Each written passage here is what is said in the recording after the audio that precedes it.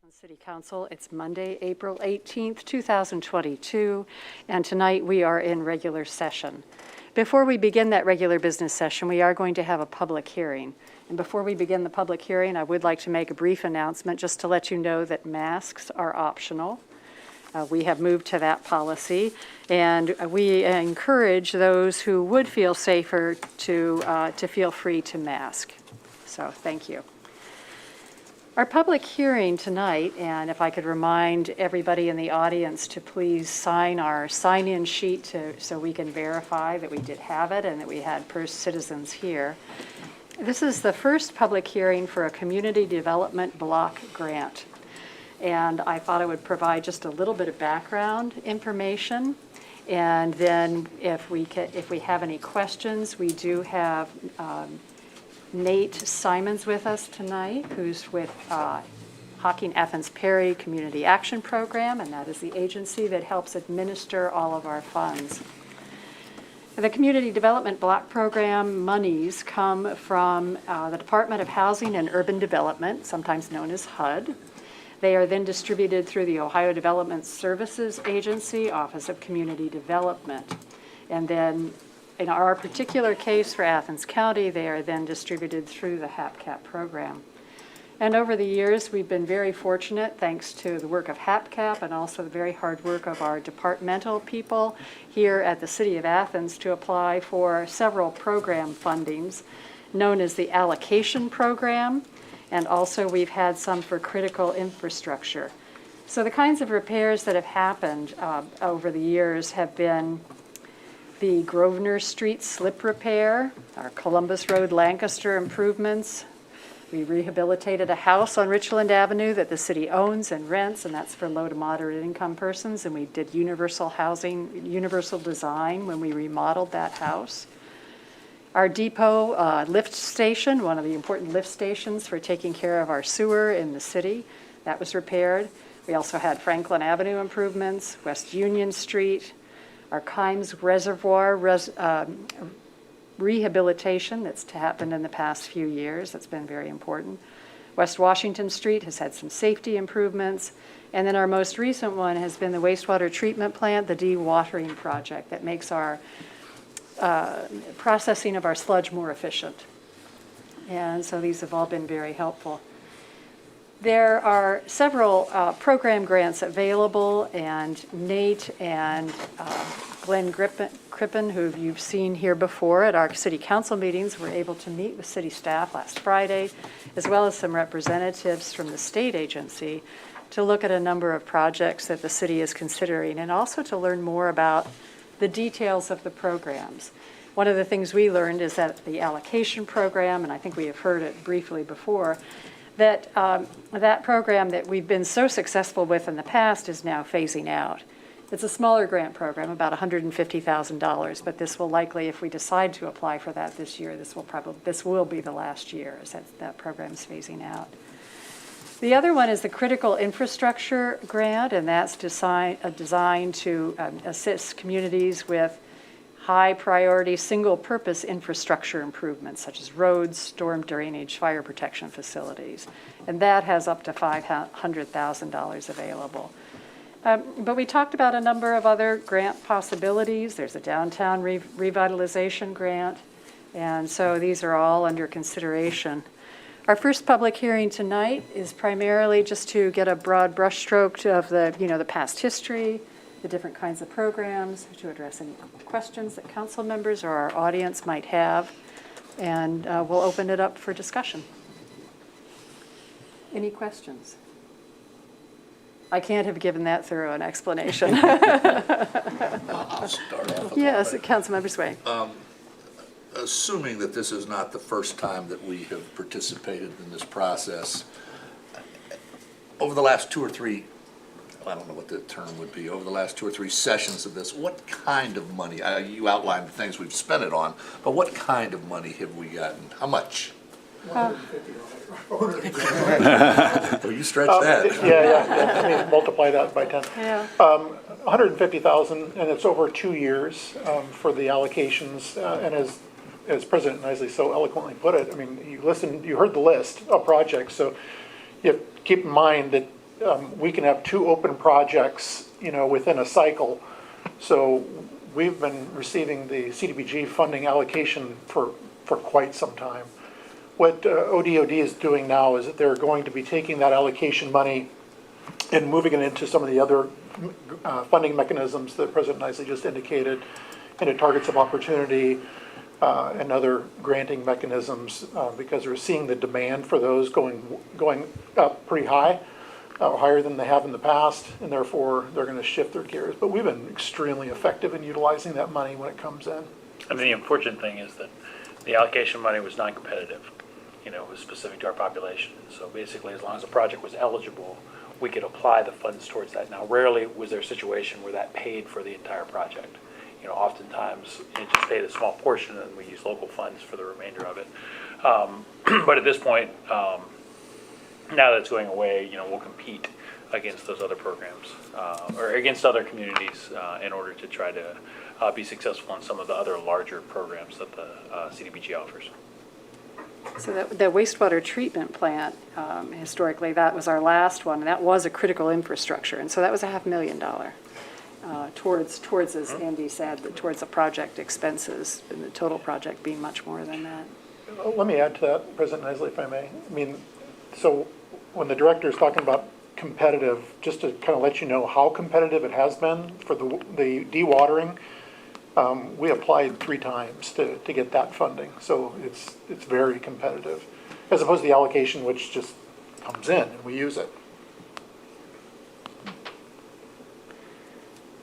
So any other questions? We do have a summary of the history of the different kinds of projects that's been shared with council members on the drive. So you can see the range of projects that we've had, and they've just been,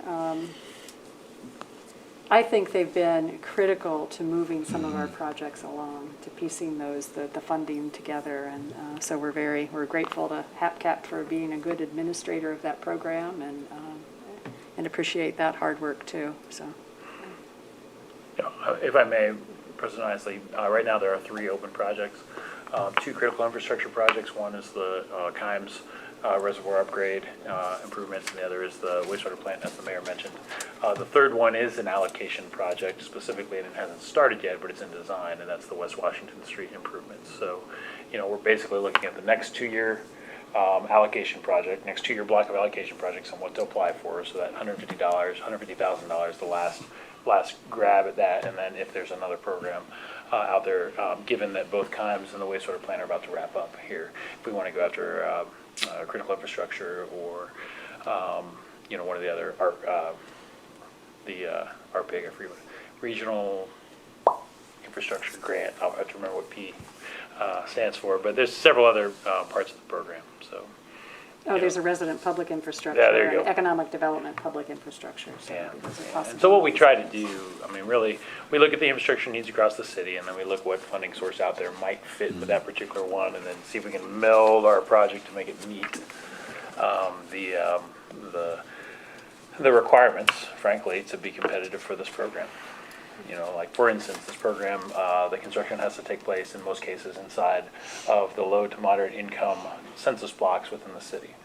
Sometimes you can make a case to say that the majority of the city is low to moderate income, so therefore, since a particular improvement benefits the entire city, even if it doesn't necessarily sit inside of the low to moderate income census block, which for instance, the wastewater plant improvement didn't.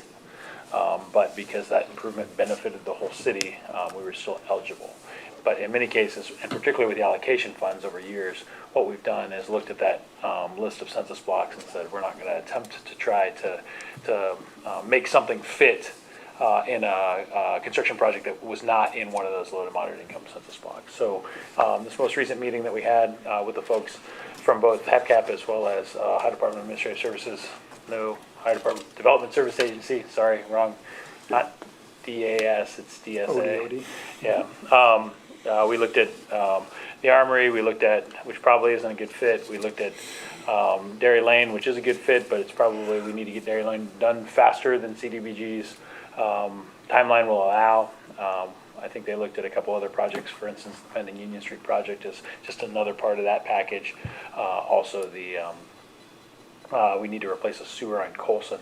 There are several other kind of smaller projects that the Engineering Public Works Department has been looking on. An example would be, although it's not small enough to fit into that $150,000 range, it's going to be more than that, but there's a storm sewer replacement that's got to take place on Schaefer Street. We've talked about that in this body before, and then we kind of put it off and try to get it through the year until we could get to the summer months. There's actually already been an appropriation for that, but if we thought we could make it last, that might be something that we would submit as well for this program. Any other questions? No, just, Reisner? no, just a comment. I think this has been going on now for about 10 years, hasn't it? CDBG has been a program that has been in place since I've worked for the city, and I started in November of 2004. So, you know, every year or every couple of years with the allocation funds, Yeah. we've been using CDBG.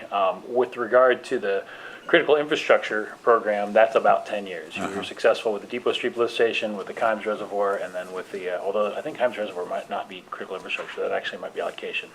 And then also with the wastewater treatment plant. So yeah, in about 10 years for those other programs outside of the allocation. Well, I think the city's done a really good job of utilizing these funds, and I certainly encourage us to keep going after them. I think we're putting them to good use, and or putting them to the use that they're intended for. So, to me, it's a no-brainer. Well, that's a nice segue to be able to end the public hearing if we don't have any additional comments, but I do want to check for that. We will be having a first reading of the ordinance tonight to authorize the city to apply for those funds. So, yes, Mr. Dulac, yes, absolutely, come forward. Rob Dulac, 124 Morris Avenue here in the city. First hearing, there's going to be subsequent public hearings here where there's going to be a more fleshed out list, or what's the next steps with this? Correct, there will be another hearing Okay. where there will be some lists by then of here are the projects and the possibilities for them, and yes. Thank you. And once again, a possibility for comment, public comment. Thanks. So thanks for being here. Okay. All right. No further questions or comments. We'll move on now to establishing the quorum for our business meeting. And we do have all members of council present. The first item of business is disposition of the minutes for the regular session held April 4th, 2022. Could I have a motion for the approval of those minutes? So moved. Second. Okay. Seconded. Motion and second. All those in favor signify by saying aye. Aye. Opposed, nay. The minutes have been approved. And I should make it more official for you, Nate, that the public hearing is actually closed. And thank you very much for being here. Sorry for my being a little bit out of order on that, just marching into the business meeting. That's all right. So, I was one thank, out here. sure. Thank you so much. Thank you. I appreciate it. Thank you. We'll see you soon. Okay. Thanks all. Have a good evening. Okay. We'll now move on to communications. And do we have communications from any council members? Yes, Councilmember Crowell. Thank you, President Isley. I first just want to thank community members and campus students who have come out to volunteer for the Athens Beautification Month projects.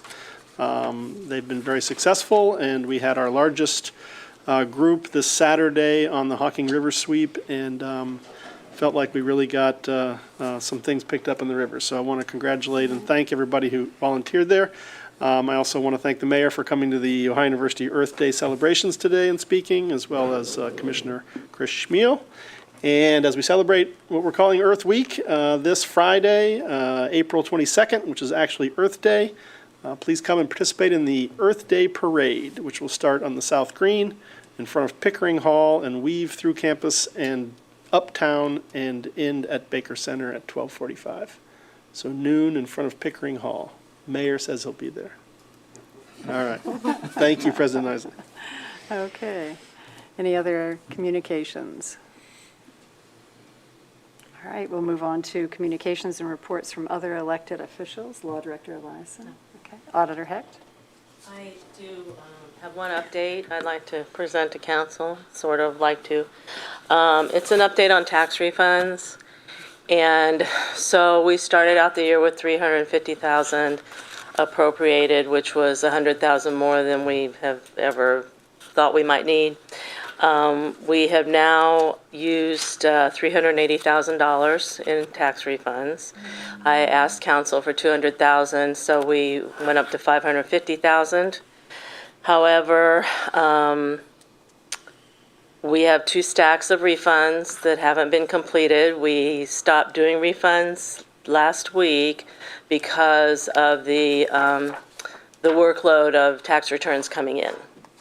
So I just, I looked at what we did last year. At the end of April last year, which would have even been after tax day, we had processed about $80,000 worth of tax refunds. And at the end of June, we were up to 180,000 in refunds. And so we are way, way past what we've ever done in refunds. And of course, at this point, our mail is coming in we call them buckets, but they're the large containers, and everyone is opening mail right now, starting last week, and we will be tomorrow. And as I said before, it's amazing how many people wait till the last minute, even when they don't owe anything. You'd think they'd want to get it in there, but so we won't be doing those again for at least a week or two, maybe, to get caught up with the mail. But I'll keep you posted, and just kind of want to let you know I might have to ask for more money for refunds for the year. Okay. Thank you. Thank you. Mayor Patterson. Just a couple items. I think that Councilmember Crowell is being rather,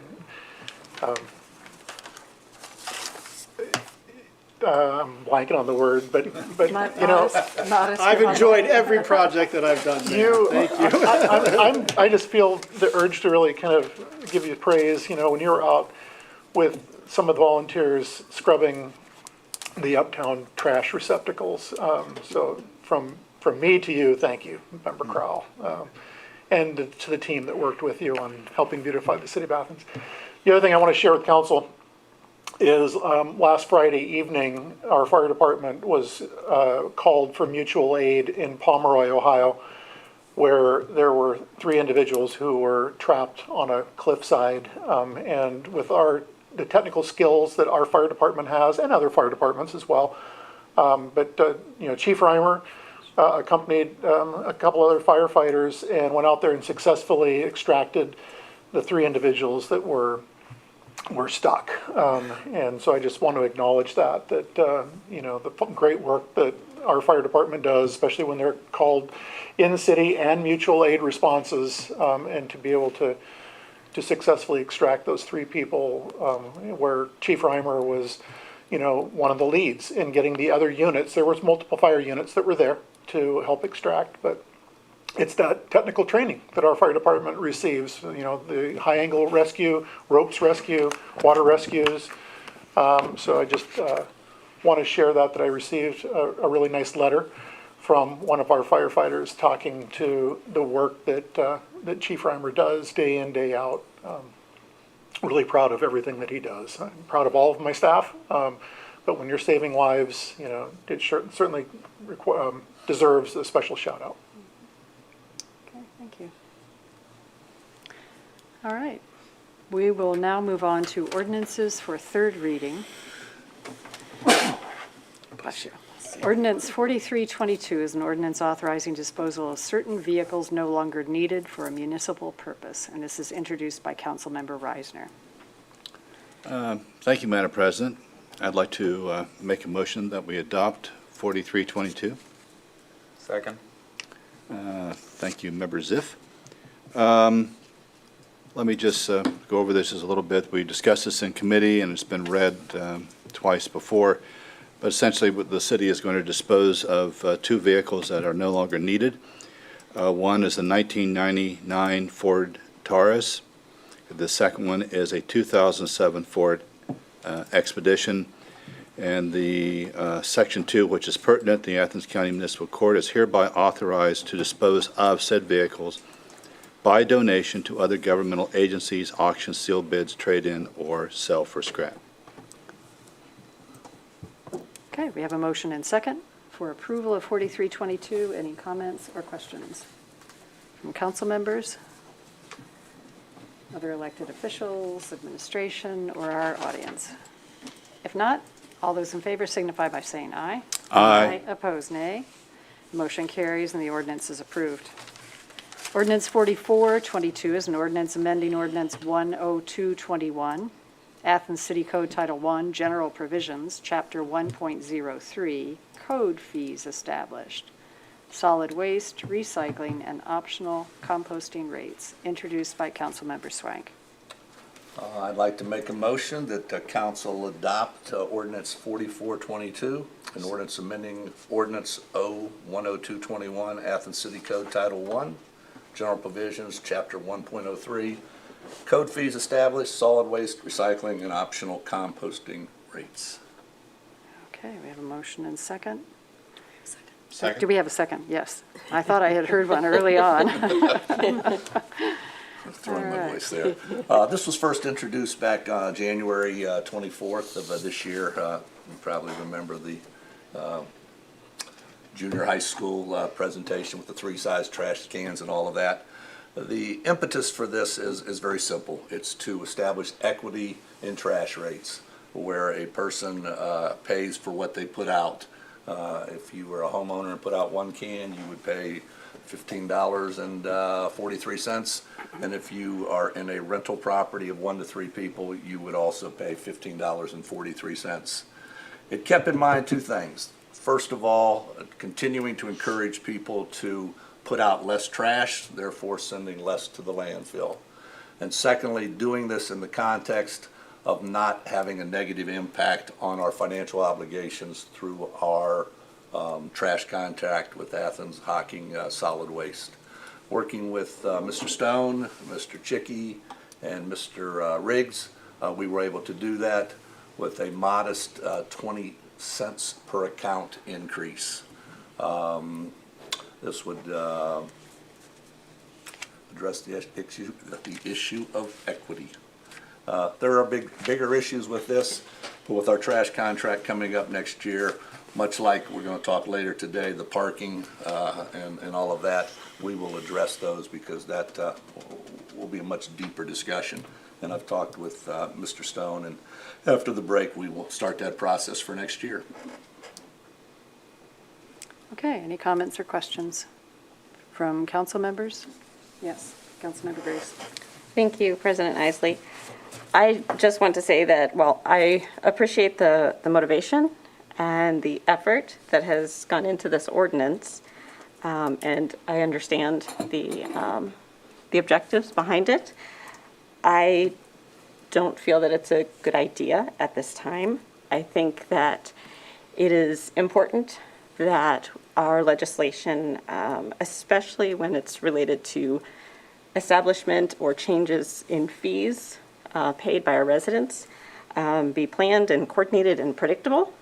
And I was one of the members of council who specifically asked our city administration to really work to provide us with projections and estimates of cost in advance in a coordinated manner so that council could look at fees and adjust them at one time in making the best attempts we could to maintain a balanced budget, but just adjusting the fees at one time a year and in a consistent and predictable way. And I think that this change creates some unpredictabilities as far as what individuals' trash fees could be. And I think that it's just, even if it is a small increase, when there's a notice on an individual's bill that the increase was approved by council, people feel that their water, sewer, or garbage rates are continually changing and going up.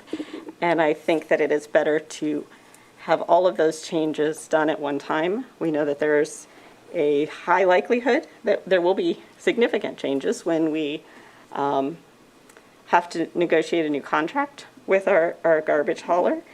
And we have had discussions of a great many potential changes as far as consistent containers, changes to the composting. And we will need to be sure that our rates will cover the expenses of a new contract. So my decision is that we should adjust the rates at one time in a coordinated manner to keep it predictable and sustainable.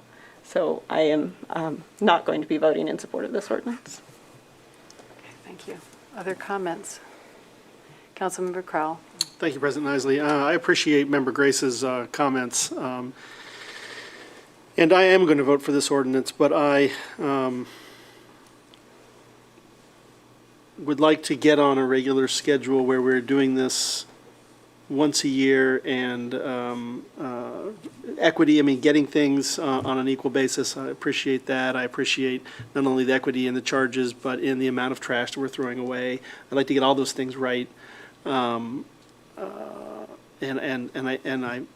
I support this ordinance, but I would like to work with Member Grace and Member Swank and other members of council and city administration to get this done on a regular schedule. So we're doing these kinds of fee increases all at one time, and having citizens be able to prepare their annual budgets on a regular schedule. Thank you.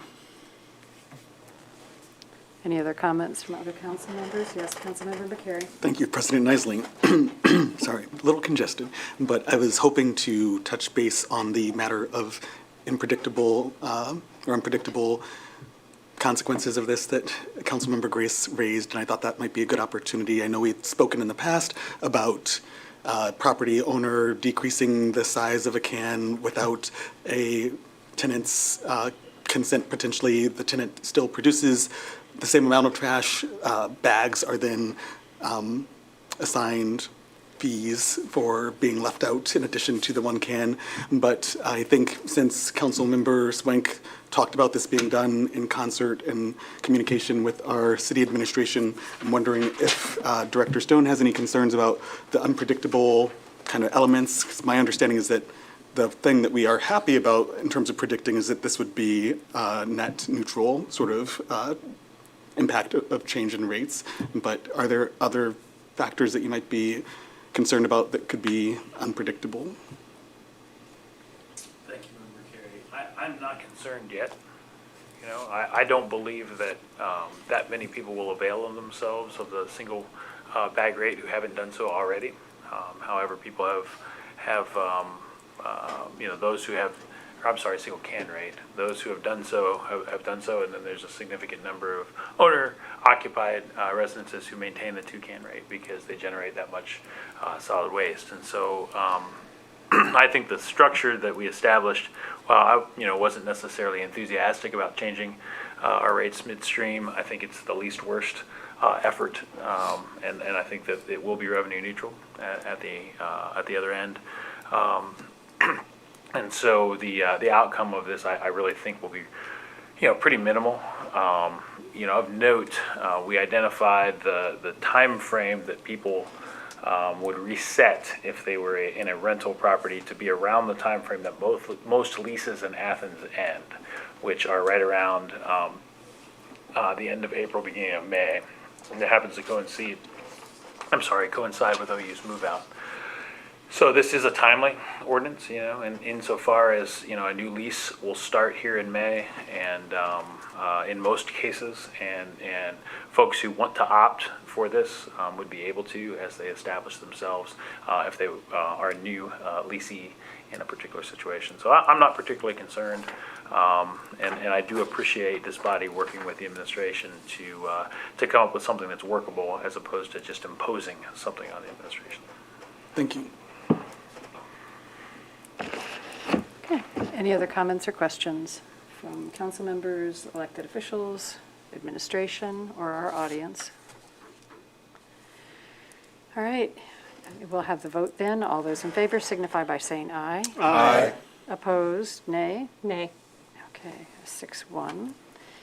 And the ordinance, the motion carries and the ordinance is approved.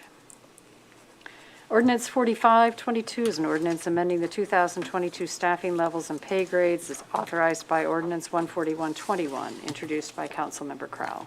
Thank you, President Isley. I'd like to make a motion to approve 4522. Second. Thank you, Member Ziff.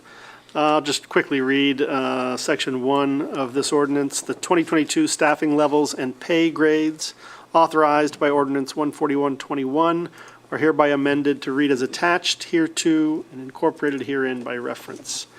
As council and the public knows, discussed at committee and at first reading, this staffing change and pay grades amendment is concerning the law director's office and an assistant law director position. That position is added to the pay grade 9, which is one of the attachments, which is the same pay grade that the other prosecutors are in. And we will be seeing another ordinance related to this. But this ordinance simply includes that new assistant law director position in pay grade 9. Also removes a lands and buildings cemetery position. Thank you, President Isley. Okay, we have a motion and second for approval of 4522. Any comments or questions from council members, elected officials, administration, or our audience members? All right, all those in favor signify by saying aye. Aye. Opposed, nay. The motion carries and the ordinance is approved. Ordinance 4622 is an ordinance authorizing compensation of greater than 25% through the assigned pay grade for a new hire into the position of Assistant Law Director, Part-Time Prosecutor, introduced by Councilmember Crowell. Thank you, President Isley. This is related to the previous ordinance. I will go ahead and read Section 1.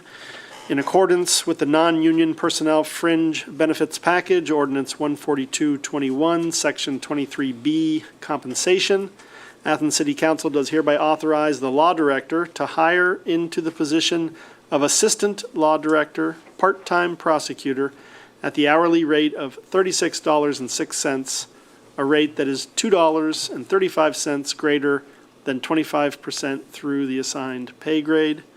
And that is why this is coming before council. I'd like to make a motion to approve 04622. Second. Okay, we have a motion and second. Do we have any comments or questions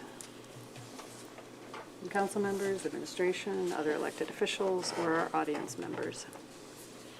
If none, all those in favor signify by saying aye. Aye. Opposed, nay. The motion carries and the ordinance is approved. 4722 is an ordinance accepting a grant from the Klein Penny Educational Funds to Arts West, introduced by Councilmember Crowell. Thank you, President Isley. I'd like to make a motion to approve 4722. Second. Thank you, members. Section 1 of this ordinance reads, the City of Athens hereby accepts a grant from the Klein Penny Educational Fund in the amount of $4,000 to be used to purchase supplies for the after-school arts program and the musical lending library at Arts West. I'm going to read Section 2. The City of Athens expresses its appreciation to the Klein Penny Educational Fund for this grant. I'd like to double that appreciation. Thank you, President Isley. Okay. We have a motion and second for approval of 4722. Any discussion, comments, questions from council members? Yes. Thank you. Councilmember McCary. Quick question as a reminder. Has this grant been received by us in the past? I think this is the first time. First time? Never heard of it before. So Okay. this is the first First time. time. I don't recall ever having one under my tenure anyway. Excellent, thank you. Yes, Councilmember Swank.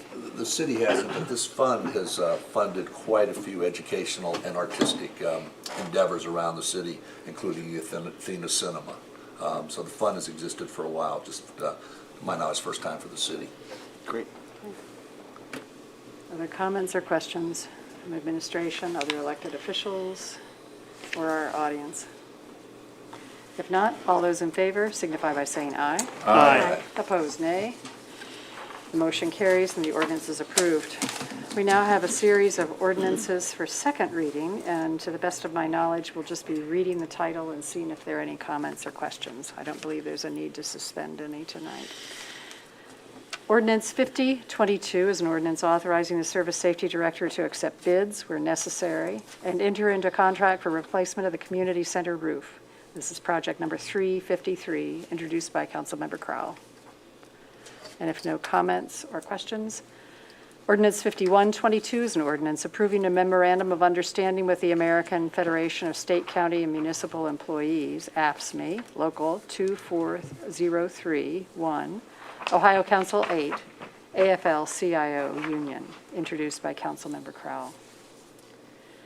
5222 is an ordinance amending the 2022 staffing levels and pay grades authorized by Ordinance 14121, introduced by Councilmember Crowell. And if no comments or questions, we'll move on to 5322. This is an ordinance amending the 2022 Appropriation Ordinance, introduced by Councilmember Crowell. If no comments or questions, 5422 is our next one. This is an ordinance authorizing the mayor to pay the 2022 membership fee for the Outdoor Recreation Council of Appalachia, known as ORCA, to provide financial support from the city's transient guest tax for the Bailey's Trail System, along with other recreational activities. And this is introduced by Councilmember Crowell. If no comments or questions, I will move on to 5522. This is an ordinance authorizing the mayor to make application and enter into a project agreement with the Ohio Department of Natural Resources, introduced by Councilmember McCary. If no comments or questions, we'll move on to 5622. This is an ordinance authorizing construction of tennis and pickleball courts, project number 350, introduced by Councilmember McCary. And if no comments or questions, we will now move on to our ordinances for first reading. 5722 is an ordinance authorizing the Service Safety Director to close Union Street between Court and College for the Athena Ride for Women and to change or cancel the requested date as necessary, introduced by Councilmember Reisner.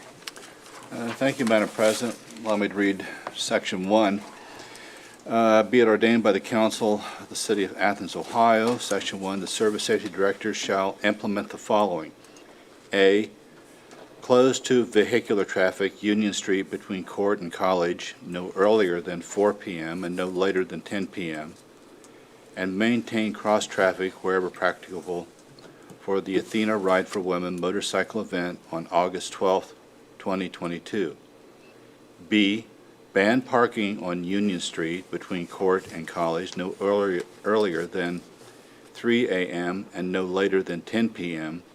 on August 12, 2022 to accommodate said event. That's it. Okay. And do we have any questions or comments from council members? Councilmember Swank. So if I read Section A correctly, that means that wherever possible, Court Street will remain open in a south and north direction. For Court Street? Yes, sir. Yes. Okay. Okay. Any other questions or comments from council members, administration, other elected officials, or our audience members? If not, we'll move on to 5922. This is an ordinance amending Athens City Code Title I, General Provisions, Chapter... Excuse me, you skipped 58. Oh, I'm sorry. I put a check mark right by it. Excuse me. 5822 is an ordinance authorizing the 2022 Street Paving and Repairs Project number 352. Councilmember Reisner. Thank you, introducing Madam it. President. Allow me to read the pertinent sections. Be it ordained by the Council of the City of Athens, Ohio. Section 1, the Service Safety Director is hereby authorized to accept bids and enter into contracts with the lowest and best bidder for 2022 street paving and repairs, project number 352. Section 2, the 2022 Appropriation Ordinance 150-21 is hereby amended by appropriating from the unappropriated balance the following sums: $250,000 to Street Fund 220 Transaction Code 500 and $250,000 to Street Rehabilitation Fund 572 Transaction Code 500 and increasing the total appropriations by said amount. Section 3, the Service Safety Director is hereby authorized to expend up to $500,000 as follows: $250,000 from Street Fund 220, Transaction Code 500, and $250,000 from Street Rehabilitation Fund 572, Transaction Code 500, for said paving and repairs. Thank you. Okay, thank you. Do we have any comments or questions? Quick question for Mr. Stone. Yes, Councilmember Swank. Director Stone, what are you hearing from contractors in terms of the cost of asphalt this year relative to prior years? I've not looked at any recent asphalt bids, and I don't know that asphalt specifically from a materials perspective is astronomically higher. I do hear that construction prices are higher than last year, so we've incorporated a significant amount of contingency in this particular year's request in order to ensure that we get to the things that we think we need to get to. Hopefully that's not the case, and then that additional money can be used to further the paving into the alternate streets that we've identified. Any other questions or comments? All right. Now we'll move on to 5922.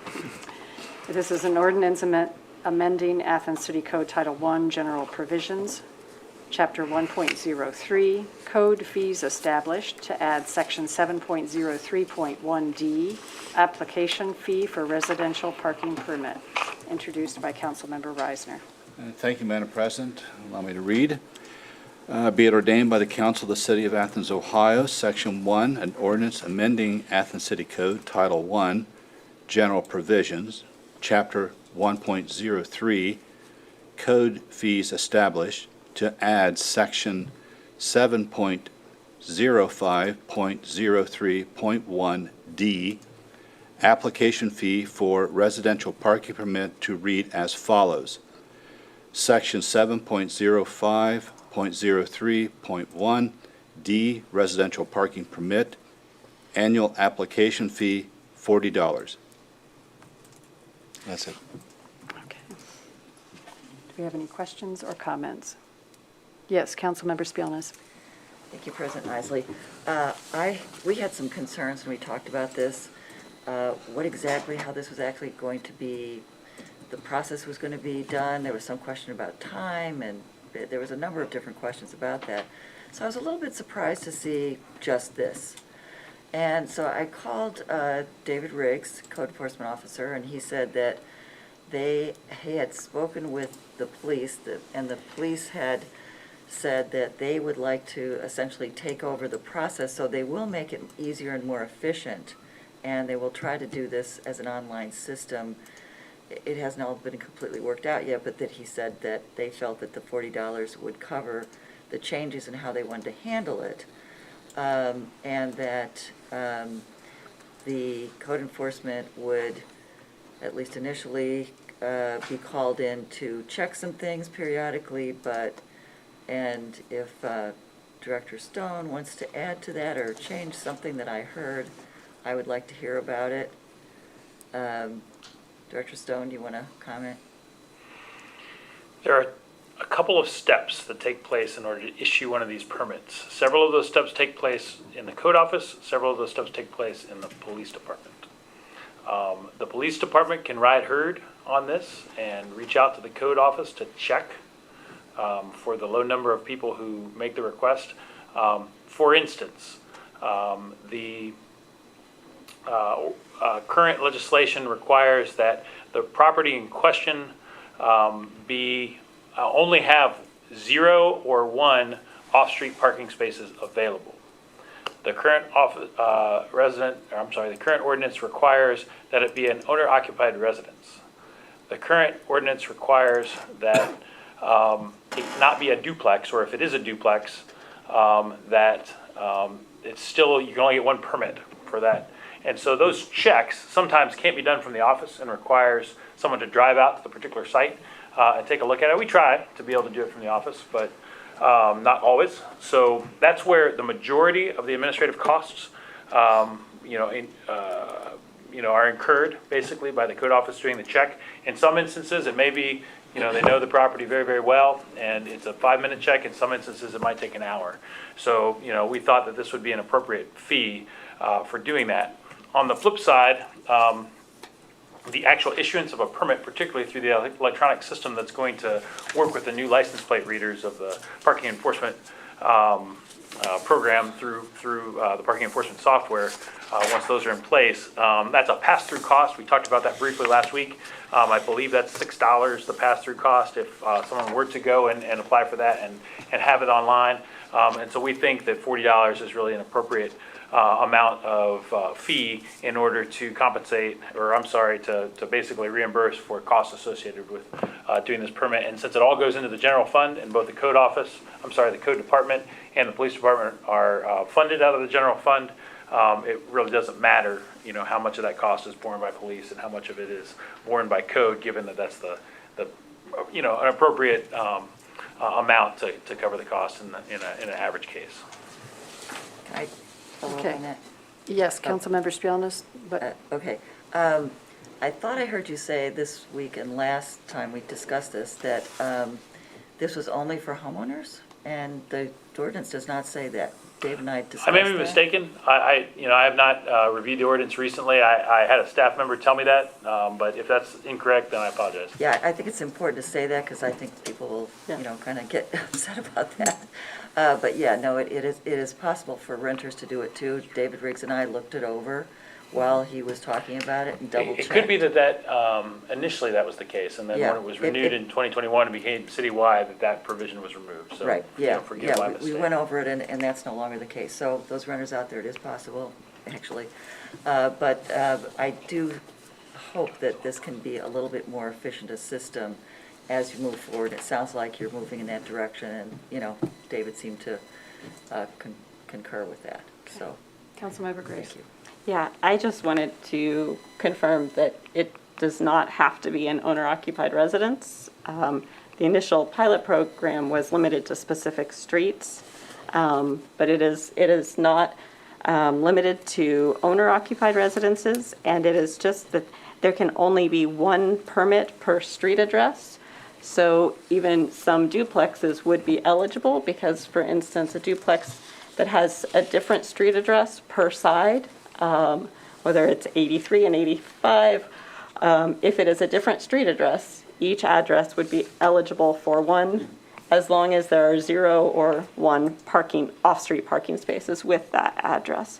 And I agree with Member Spielness, it's important that anyone who happens to be watching or reading about this, that those are the stipulations. It does not have to be owner-occupied, and some duplexes would be eligible, but there cannot be more than one off-street parking space associated with the address. Okay, thank you. Yes, Mayor Patterson. Councilmember Spielness, you also had asked the question about, well, pointed out the difficulty of being able to find out about this program. So I'm going to be working with Scott Thompson and to look at not just this, but other programs that we have and put them under a services or under the services window and make it easier for people to go, oh, what's this? Parking permit, and we'll click on it and there it is. And as well as simplifying the language, just pointing out here's what's required, so that it becomes easier, more user-friendly with our website. But it was interesting, after you brought that up, I started looking at just other things that we have, other programs. And so we need to do a better job of making sure that our website is more user-friendly for someone trying to identify something like this. Thank you, Mayor Patterson. Okay, Good to hear. all right. Any other comments or questions from council members, elected officials, administration, or our audience? All right, we'll move on to Ordinance 6022. This is an ordinance authorizing the mayor to submit an application and enter into an agreement with the Ohio Development Services Agency for Community Development Block Grant, CDBG allocation program funds for program year 2022. This is introduced by Councilmember McCary. Thank you, President Nisley. This is one I'd like to make a motion that we amend. Okay. And is now a good time for me to provide that explanation? Well, yes, let's get a second, and then Okay. you can provide the explanation. Second. Okay, thank you for trusting us.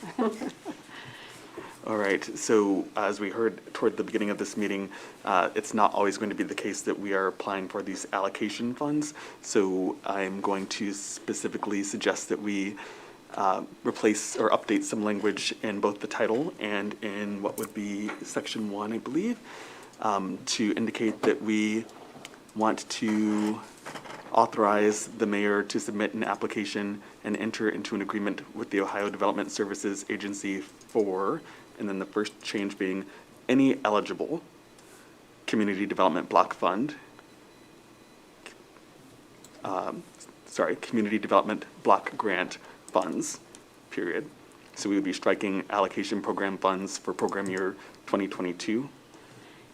I think we only need to eliminate the word allocation, Just allocation? I think, because then we still have then the program funds for program year 2022. Okay, and so it we does need to keep be that. specific to that year? Right, so the amendment is to insert before the word community, any eligible, and then delete after CDBG, the reference to the allocation funds. This gives us the city a little bit greater flexibility to apply for the most appropriate grants and multiple grants that we can apply for perhaps this year. So we have a motion and second for amending. Is there any further discussion on this amendment? Yes, Mayor Patterson. So we're amending the title, but we're also amending section 1, correct? Correct. Okay. Just for consistency? Yep. Okay. Any other discussion or questions? Comfortable with that? Administration? Yes. Just a Member quick question. Spielness, yes. Just a procedural question. So does this mean that this will have to be read as a first next time? It will have been read for the first time as we amend. Okay, So that's, yeah, thank you. okay. So it won't slow us down. Okay. Okay. So if no further questions, I'll call for the vote. All those in favor of the amendment as described signify by saying aye. Aye. Opposed, nay.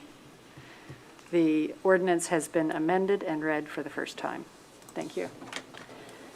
Ordinance 6122 is an ordinance amending the 2022 Appropriation Ordinance and amending Ordinance 1722 to increase the authorized expenditure for structural repairs to the Athens Fire Department headquarters, Project 343. This is introduced by Councilmember McCary.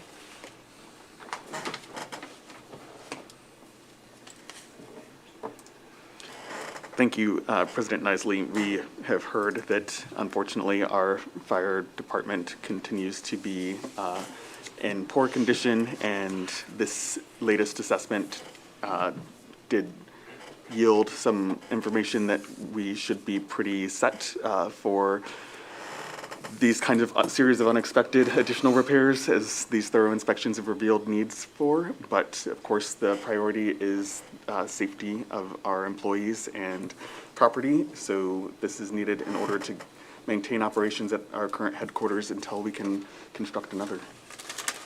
Okay. Are there any questions or comments? Yes, Councilmember Reisner. And just a comment, I really think that these repairs are absolutely necessary and long overdue. It's a shame we couldn't have got to them sooner, but things being the way they are, I'm not surprised. Just as a sidebar, I was watching the news. There's a Navy museum where several old World War II ships are kept as museum pieces. People take tours of them. One's called the Sullivans, named after the Sullivan brothers, who were all killed in the Second World War on the same ship. By coincidence, a major fund drive had been launched, and repairs were going to be made to the ship and get it all spick and span, and the day before they started repairs, it sunk. And I'm just hoping this doesn't happen with Station 1, so. Okay. And I think just to add a comment, I know that the administration as well as the fire department staff have been very careful about these inspections. And it's one of those things that even in your own home, you begin one project and you look under the kitchen sink and the garbage disposal is gone, and then the subfloor cracks through as you open it up. And so I think there are some of these things that it's not due to anybody's negligence or No. not looking at them, but it's it's just just age. happening, and it is age. And we will have a video coming out, I think yet tonight, that council members will receive, and it'll be posted on our city website, talking about the city fire department, that will really help us with some of the educational efforts on that. Okay, any other comments or questions? All right, we'll move on to Ordinance 6222, an ordinance amending Athens City Code Title 9, General Regulations, Chapter 3.03, Fireworks, Explosives, and Inflammables. Section 3.03.03, Sale and Use of Fireworks. This is introduced by Councilmember McCary. Thank you, President Nicely. If I'm not mistaken, the primary objective here was to follow the recommendation of our law director by adding a definition. And I thought since we didn't have her with us last time, we might ask for an update about what that definition might entail. All right, well, this all started when I started reviewing House Bill 172, which is the subject of 6322. And that's where we're going to reaffirm the ban on discharging, igniting, or exploding fireworks in the city. House Bill 172 allowed for that under certain circumstances.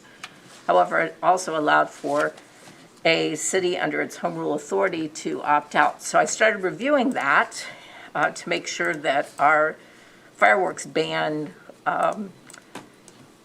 was in compliance with House Bill 172 if we were going to opt out. And then I realized that we didn't have a definition. And 9.0303 says as defined herein, and we didn't have one.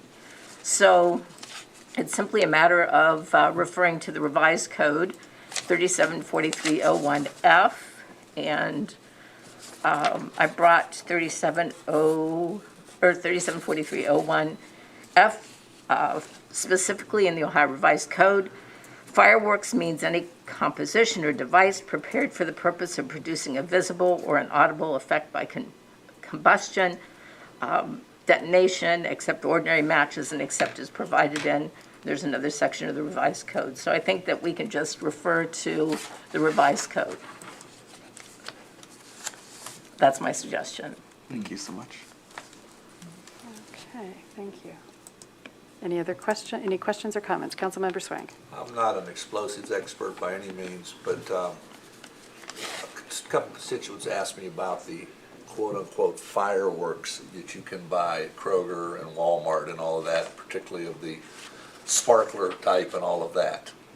Those still okay? Okay.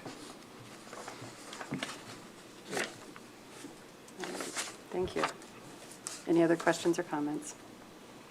We'll move on now to 6322, and it might appear a little bit different on the screen than what I'm going to read. 6322 is an ordinance opting out of House Bill 172 and reaffirming the ban on discharging, igniting, or exploding fireworks in the city of Athens as set forth in Athens City Code Chapter 9.03, Fireworks, Explosives, and Inflammables. And this is introduced by Councilmember McCary. Thank you, President Nicely. Yes, this was discussed in committee, and I think the primary focus was that this is going to affirm our home rule and our our ability to make decisions on the use of fireworks as consistent with our safety needs. Okay. All right, any questions or comments?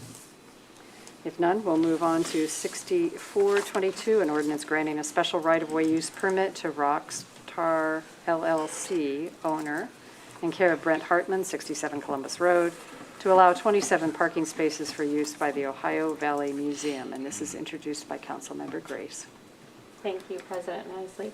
And this was discussed last week in committee, but it is doing very much exactly what the title specifies, and it will allow the Ohio Valley Museum of Discovery to pave the existing parking lot, a portion of which is within the city right-of-way, and given specific restrictions, one that they will continue to allow access to 197 North Lancaster Street, and that it is granted just to this entity, and it may be revoked by a council ordinance.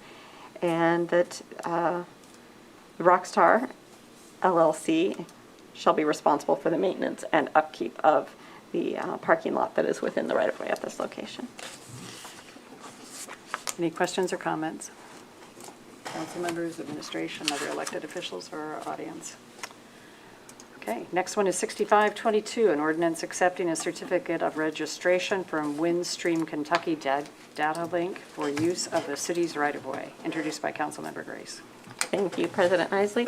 And in this case, we have a utility company, Windstream Kentucky Data Link, that has notified the city that they are going to be utilizing a portion of our right-of-way.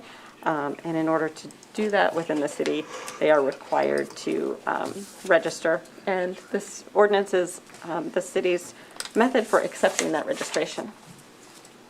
Thank you. Any questions or comments?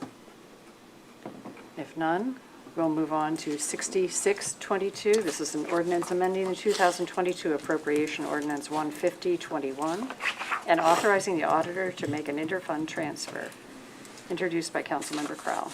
Thank you, President Isley. I'll go ahead and read Section 1 of this appropriation ordinance.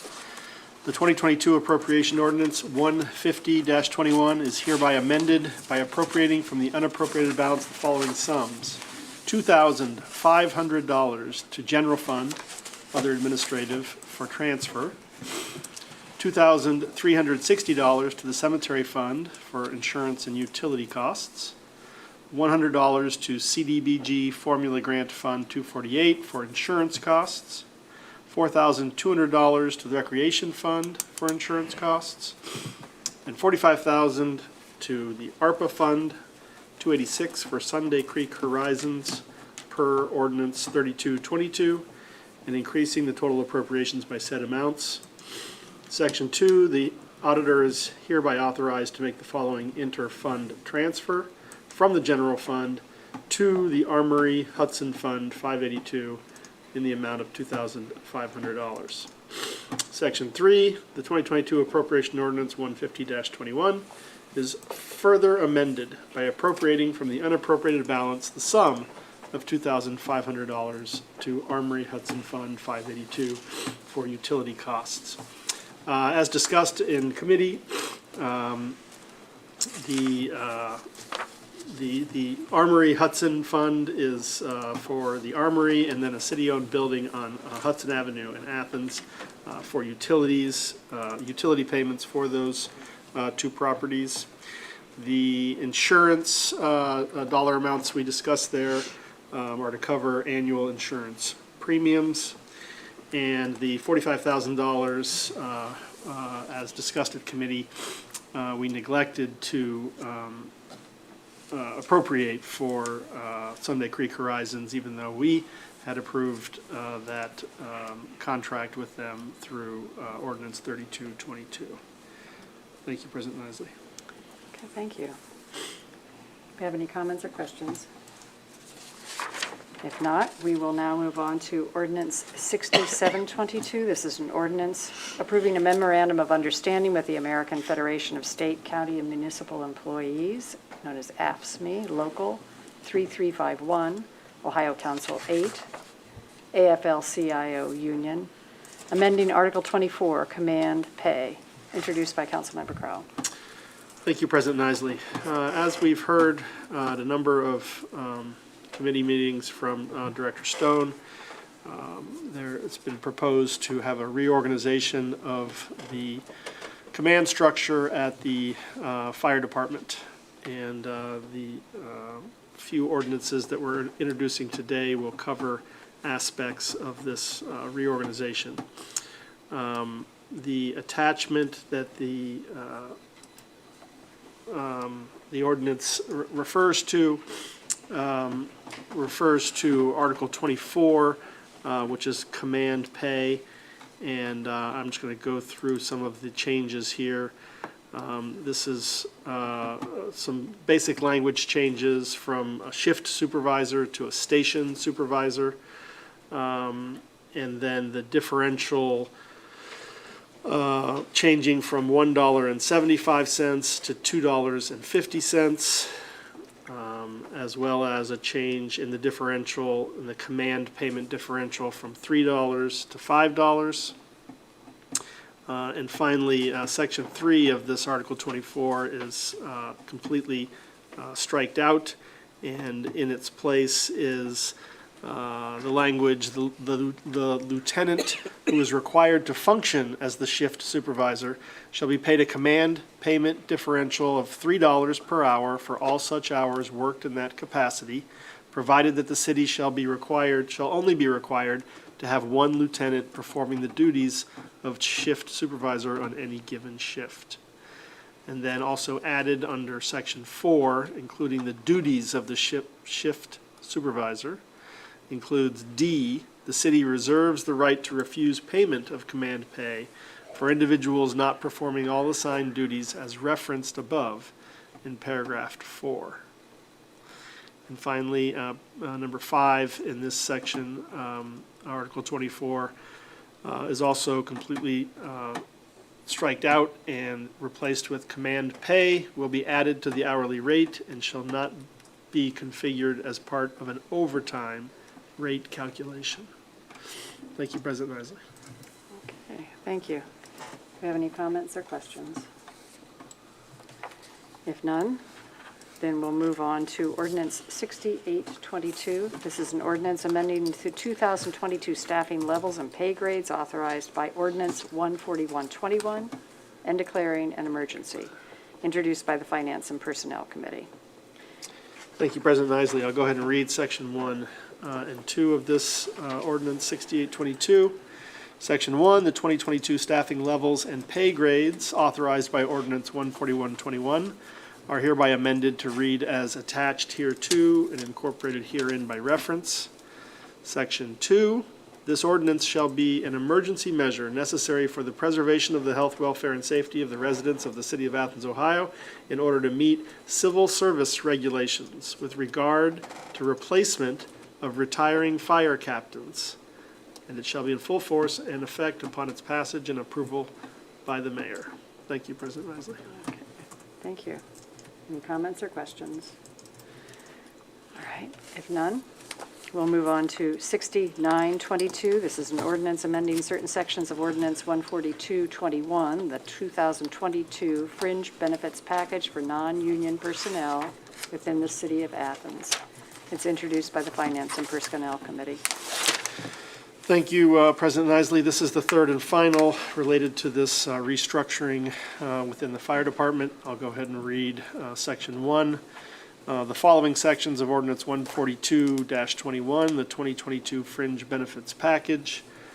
Section 2, overtime. Section 4, vacations. Section 10, clothing allowance. Section 11, sick leave. And Section 18, additional types of leaves, are hereby amended to read as attached hereto and incorporated herein by reference. The attachment is in the council's drive.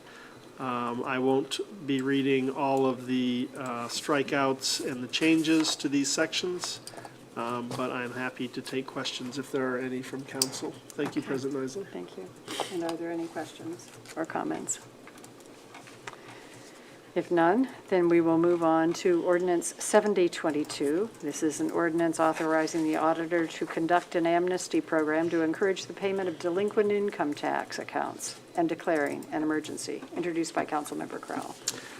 Thank you, President Isley. This is a very important program that this ordinance would authorize the auditor's office to conduct.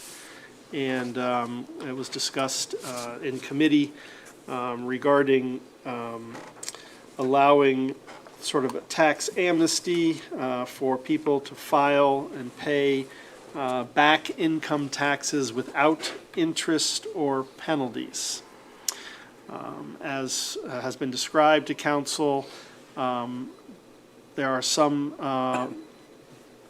taxpayers who aren't aware that we have an income tax, and it's not through they're trying to skip out on their responsibilities. They simply aren't aware. And we would like to obviously collect as much of the taxes owed to the city as possible. So this amnesty program allows people who do owe back taxes to go ahead and pay that and not be penalized through interest or penalty payments. And this would occur in the month of June. And there is a related ordinance following this one. But I'll go ahead and read the pertinent sections of this ordinance.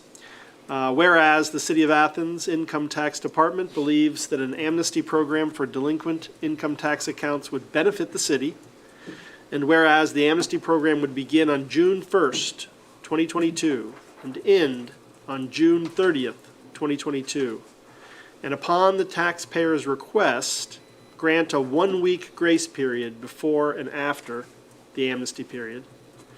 And whereas the amnesty program provides an opportunity to educate the City of Athens taxpayers about their civic responsibilities under the City of Athens Income Tax Ordinance. And whereas the amnesty program allows taxpayers an opportunity to resolve their delinquent income tax accounts without penalty. And whereas in order to provide for the usual daily operations of the City of Athens Income Tax Department for the payment of delinquent income tax accounts, it is necessary that this ordinance take effect immediately. Okay. Any questions or comments? Councilmember McCary. Thank you. This is related to the income tax in general that we already heard about earlier today from our auditor, but I did forget to ask at that time if the auditor might be able to provide some commentary on how our income tax return sort of situation is comparing to other comparable cities. I really don't know what's going on in other cities. I mean, I can try to get some information on that and let you know, but I do know there's a lot of conversations going around with other tax administrators on our listserv about how they're handling all the returns. But I couldn't tell you any kind of figures or anything about who does what. A lot depends on what kind of businesses they have. The returns basically are all, not all, we have returns every year no matter what, but the increase has to do with people working from home. And so there are certain, factories really can't do that. So it depends on the type of businesses you have in your community for how many people can work from home and have that happen. But I'll try to get some information on that. Thank you, because I'm recognizing that to some extent this is a novel challenge to deal with because of the pandemic, but at the same time I'm learning more about some of these measures we take to try and encourage folks to pay their income tax, even back income taxes, and I'm wondering if there might be folks working on problem solving this larger problem of what we're going to do. So I'd be interested in hearing anything that you do learn down the road. I'll let you know. We're on some different listservs in our office, some for income tax administrators, and I'm in a couple of them for finance officers. And so we can see what kind of information is going on about that. I don't know that there's much we can do. And I think people need to remember that moving forward, it's a lot of people are going to continue to work from home. That it's not like COVID is over and all of a sudden everybody's going to come back into the city to work. And so, so most of this revenue loss moving forward will probably be permanent.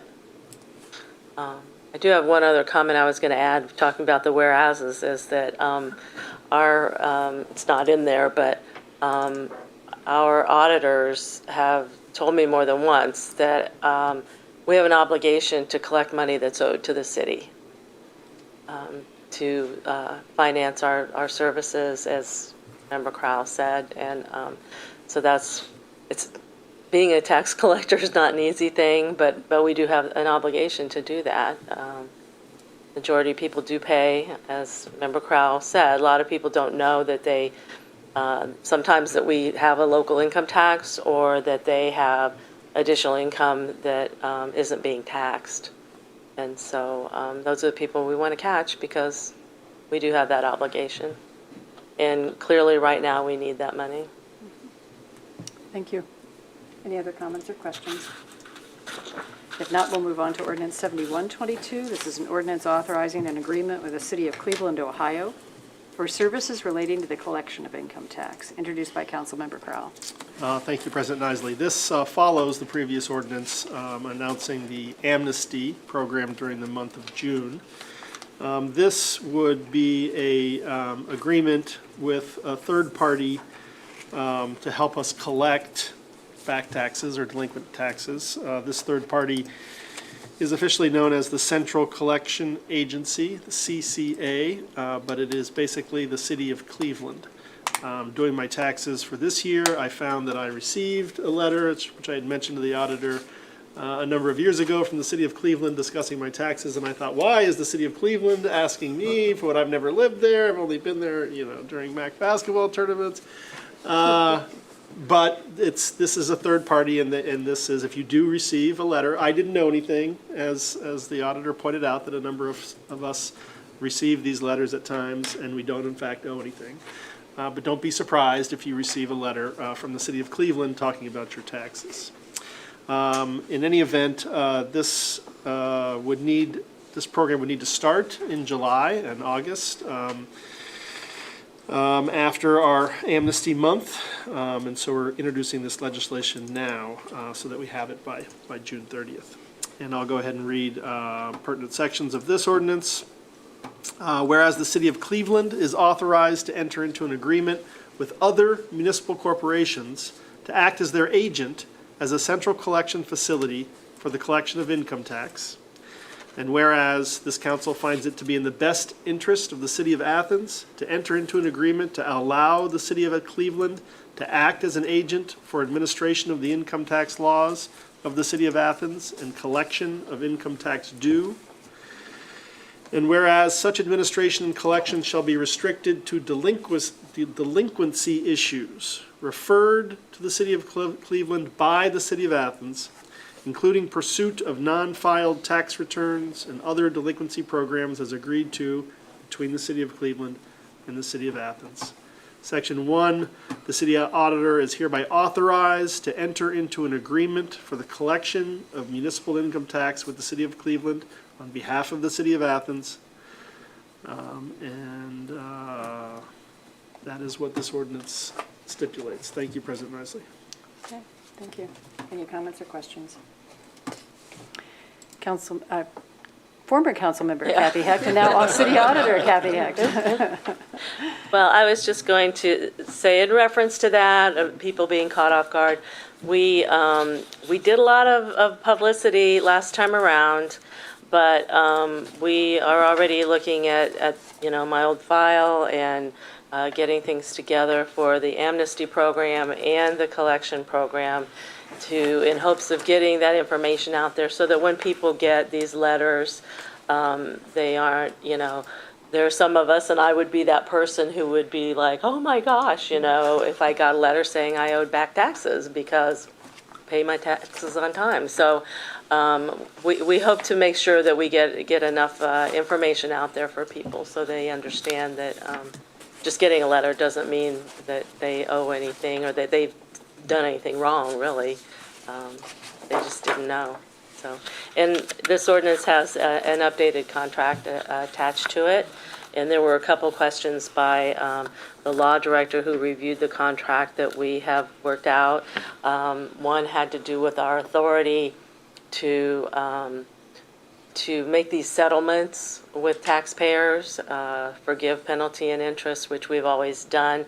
And we do have that authority. It's in the Ohio Revised Code, and it's also in our code. I found it 3 times, and then I stopped continuing to look. But we do have that authority to forgive, penalty and interest, even if they're due and things like that. And then her other question had to do with security of our taxpayers' information.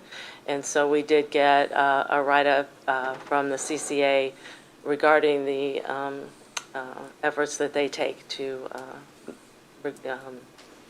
safeguard the information of our taxpayers, which, the City of Cleveland, when we say the city, it's their income tax department, and so they are already doing this for their taxpayers.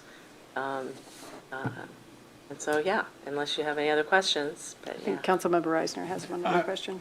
Didn't we, the last time we did this, put a notice on the utility bill that, to expect, or if you do get it, this envelope from Cleveland, that don't panic? I don't know if we did, but I know there's something in my head that says that we did, or at least tried it. yeah. I'll look into that. I'm happy Yeah. to do that. I was surprised at how many newspaper articles, and we paid for ads, was on our website. I did, not exactly an interview, but I got on and spoke about it. And WOUB, it was on their website and things like that. And people were still caught off guard. But, so anything that we can do, I think, to get the information out there, I would gladly do. Okay, great, thank you. We'll move on to other announcements and other business, and we will have committee meetings next week, so folks having agenda items, please get them to our Clerk of Council, Debbie Walker, by Wednesday.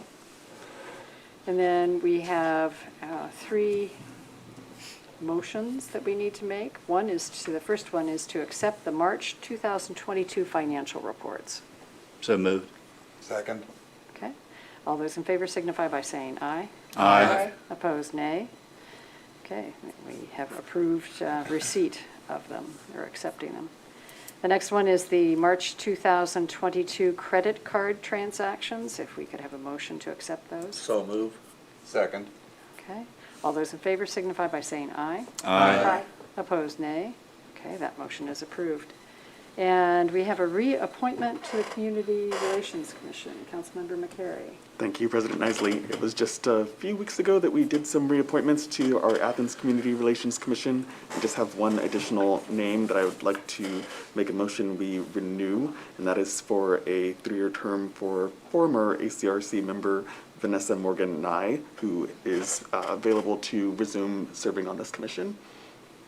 Great. So we have a motion. Do we have a second? Second. Okay. All those in favor signify by saying aye. Aye. Opposed, nay. Okay, we welcome Ms. Morgan Nye back on the Community Relations Commission. They do some important work. We now have, are there any other announcements? If not, we have an opportunity for citizens to speak on legislative items and city services that were not on the agenda. So if you could give us your name and address and whether or not you represent a group. Okay, my name is Andrew Guidarelli. I'm at 44 North McKinley Avenue, just representing myself. I spoke at the last council meeting about recycling, so I'm up here as it's Earth Day week to speak about that once again. And unfortunately, I'll be graduating in a few weeks, so probably moving out of Athens, and that's why I brought along a couple other students with me today who are also passionate about the same cause. We're trying to reach out to some of the orgs on campus and see if we can, get a few organizations involved as well, but it is the end of the school year, so unfortunately the timing's not great. But for those of you that need a refresher, for those of you here who weren't here before, I live at River Park, and for the first few years living at River Park, we had our trash bin and our recycling bin. I would go out, throw away the trash, put the recycling in that bin, and everything was fine. Until one day I go out there and find the recycling bin had mysteriously vanished, and it had never returned. And then that led me to do tons of research throughout the city, and I found out that this is a common problem. And what I've now found out from being at council last week and speaking to some of the members of council is that landlords are allowed to opt out of the city recycling contract, and the contract that they sign with a third party doesn't have to include recycling. So what I am advocating for today is for the new contract that the city council signs next year to include recycling. Obviously, we declared climate change a emergency, and Athens is a city that prides itself on trying to be really environmentally friendly. So I do think that there are solutions that are not too difficult that we could come to, whether it's expanding our recycling program or having requiring that landlords and homeowners still have recycling with whatever contract they choose to do. And hopefully that'll be worked on going forward. Again, I'm not sure if I'll be living in Athens next year or not, so if I am, I'll continue to work forward on this, but if not, we have a lot of other students who are passionate about this, and hopefully we'll see some progress when the new contract comes up this summer. Thank you. Great. Thanks for taking the time, and thanks for waiting. Because I know that's a long wait to the end of the agenda, so it means a lot to see you all here. Yes, Councilmember Crowell, do you May I have a comment? comment on the? Yeah, sure. Thank you very much. The Zero Waste Initiative at the Voinovich School is helping to work on this issue. I don't know if you've been connected at all with Sam Mwangi.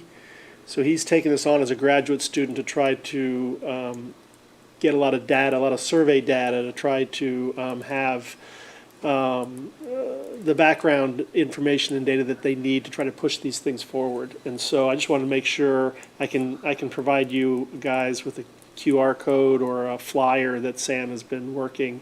I've seen him at Donkey, I've seen him all over, and I appreciate you all being here. It's something that's concerned a lot of us for a long time, so thank you for your time. Great. Thank you. All right. Yes, oh, come on up. Yes, please. Name, address, and if you represent a group, please. Hi, my name is Molly Fanukin. I live at 48 East Green Drive, and I'm here representing myself, but I'm also a friend of Andrew. I currently live in the dorms, but I will be moving to an off-campus apartment next year. And like many people I've talked to, we're rather surprised to find out that recycling will not be available at these massive apartment complexes, which you can imagine means that a lot of waste in Athens is being put into landfills.